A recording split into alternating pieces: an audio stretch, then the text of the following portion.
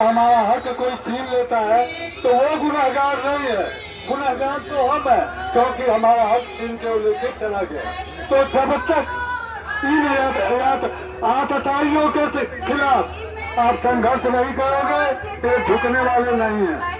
आदाब, नमस्कार, सत श्री अकाल। मैं हूं सुल्तान भारती और आप देख रहे हैं सेकुलर भारत न्यूज। ये देश है वीर जवानों का।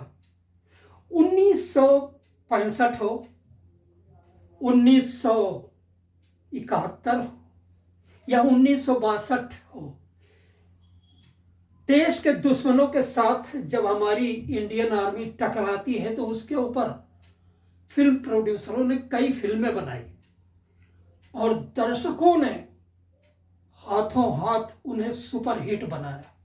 बलिदान, हकीकत, तमाम ऐसी फिल्में हैं।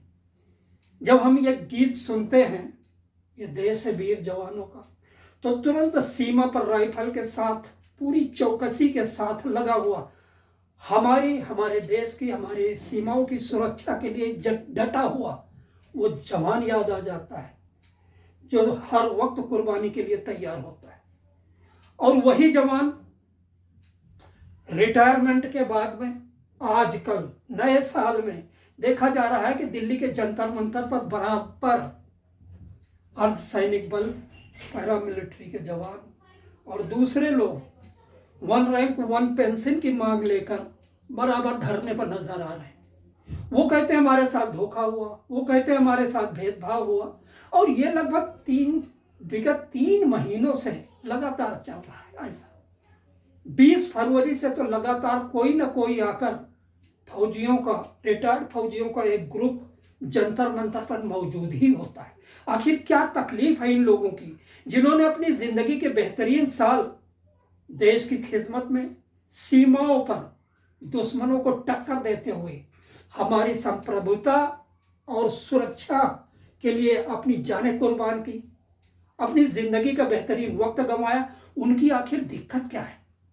आइए एक रिपोर्ट दिखाते हैं आपको, क्योंकि ये जानना आपका हक है कि जिनके ऊपर हमारे देश, हमारी सीमा और हमारी सुरक्षा का सारा दारोमदार है, वो तकलीफ में क्यों है और उनकी तकलीफ है क्या।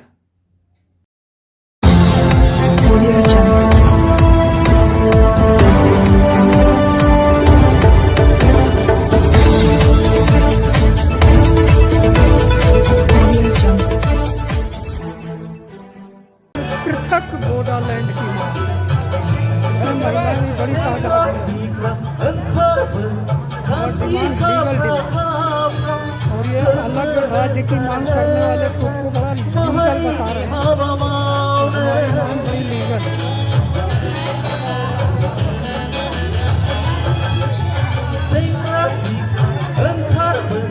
आखिर मांगे क्या है आपकी? मांगे हमारी जो है OROP में जो विसंगतियां हैं उनके बारे में।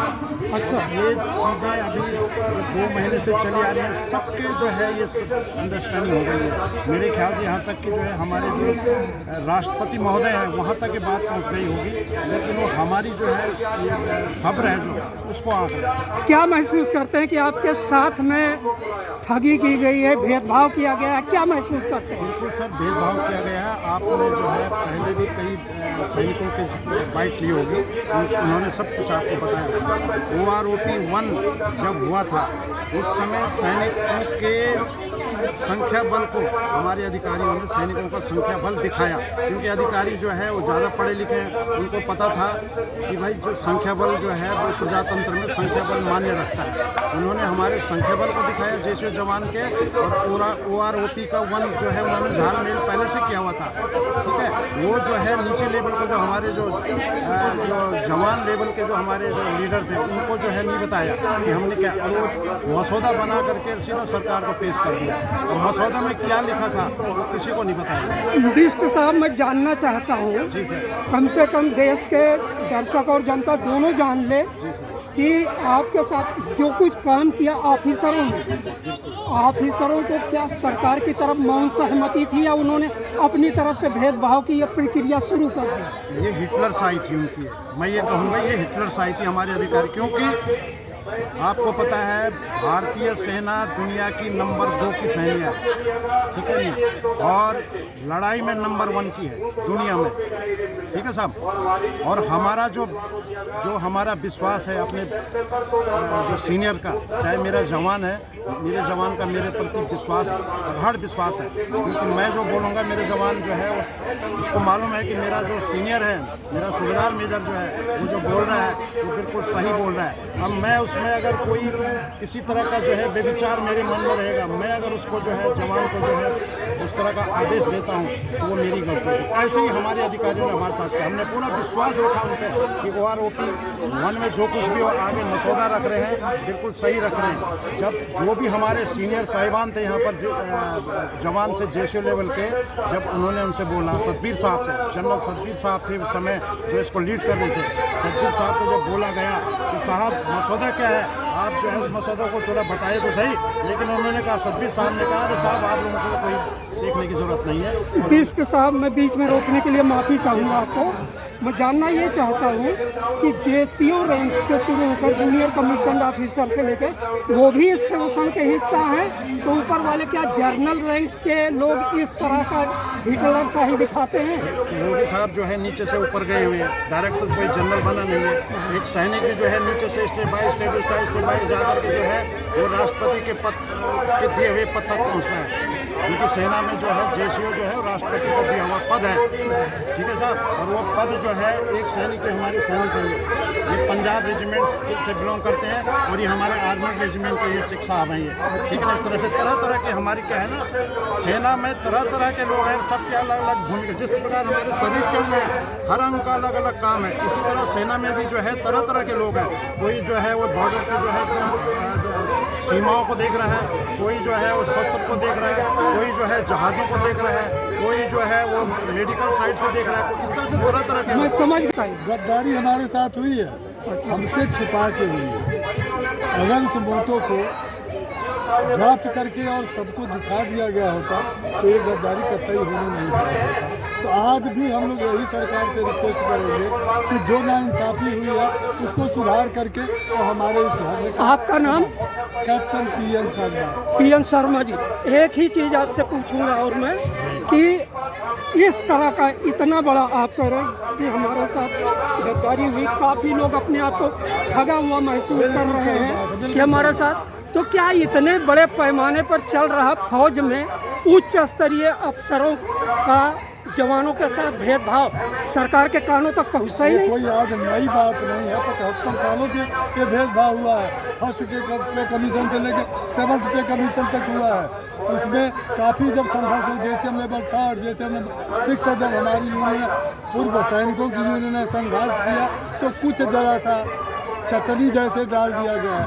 अभी तो पूरे का पूरा ही साफ कर दिया, कुछ भी नहीं छोड़ा हमने। मैं फिर आता हूँ बिष्ट साहब आपके पास। आखिरी सवाल आपसे पूछूंगा, देश के लिए ये जो कुछ चल रहा है, 2 महीने बीत गए, पहली चीज़ तो ये बताइए कब तक बैठेंगे यहाँ पर आप?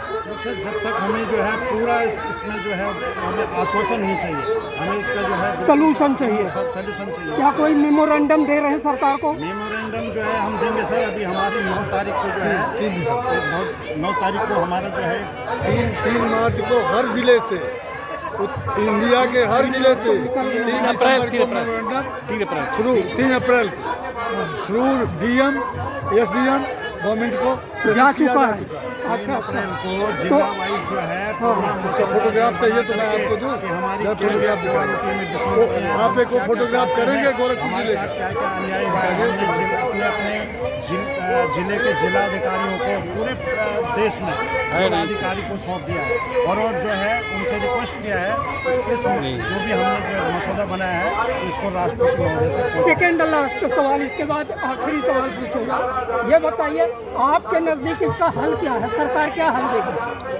सरकार ये मतलब एक शर्म की बात है, नागरिक देख रहे हैं, हमारा जो युवा अब सेना में जाएगा उसके मन में क्या जो है वह शंका आएगी, पहले ये बताइए। आप खुद सोच सकते हैं, हमारे इतने बुजुर्ग दादा की उम्र के लोग यहाँ पर हैं, जो जवान अभी आज जो लड़का जाएगा फौज में, जो बच्चा दादा की उम्र के लोग यहाँ धरने पे बैठे हैं। हम भी इस चीज़ के शर्मिंदा हैं, हम भी शर्मिंदा हैं साहब। बहुत बहुत शुक्रिया।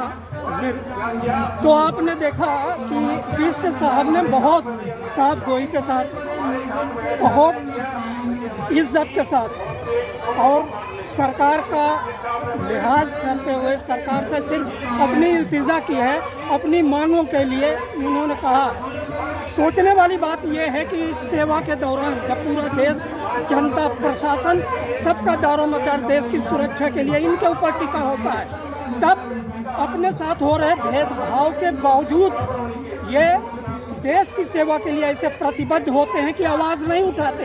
तो अपनी उम्र का बेहतरीन हिस्सा देश सेवा में देने के बाद में इस उम्र में आकर जंतर मंतर पर बैठे हैं। सरकार को सोचना चाहिए कि जिस तरह वो उनका लिहाज कर रहे हैं, सरकार इनकी जायज़ मांगों को माने, उन पर अमल करे, जिससे आने वाली नस्ल, जैसा अभी बीसी साहब ने बताया कि आने वाली नस्ल जब फौज में दाखिल हो तो उसके मन में किसी तरह की इस तरह की शंका ना हो कि कल को मेरे साथ इस तरह होगा। जय हिंद, जय भारत। Thank you sir.